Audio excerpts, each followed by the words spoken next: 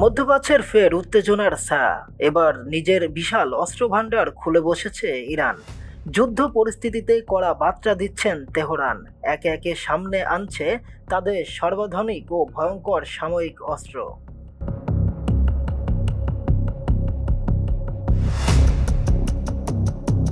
সম্প্রতি ইরানের রাষ্ট্রীয় টিভিতে দেখানো হয়েছে একাধিক নতুন drone, ballistic missile, anti aircraft system এবং আধুনিক রাডার প্রযুক্তি।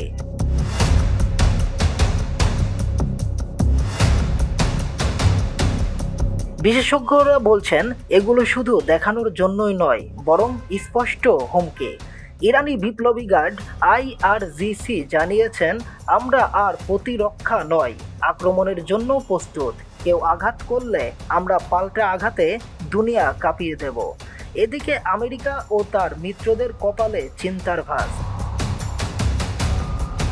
বিশ্লেষকরা বলছেন এই অস্ত্র প্রদর্শন শুধু শোডাউন নয়, বরং যে কোনো সময় বিস্ফোরক কিছু ঘটতে পারে মধ্যপ্রাচ্যে।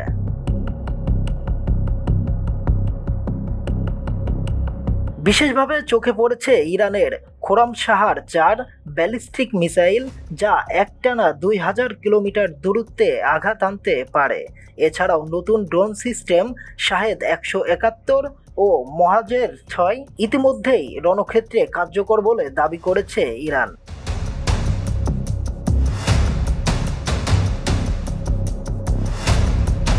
বিশ্ববাসী জিজ্ঞাসা করছেন, এটা কি কেবল প্রতিরক্ষা কৌশল নাকি যুদ্ধের আগাম সিগন্যাল? বিশ্ব পরিস্থিতি কোন দিকে মোড় নিচ্ছে সেটাই এখন বড় প্রশ্ন।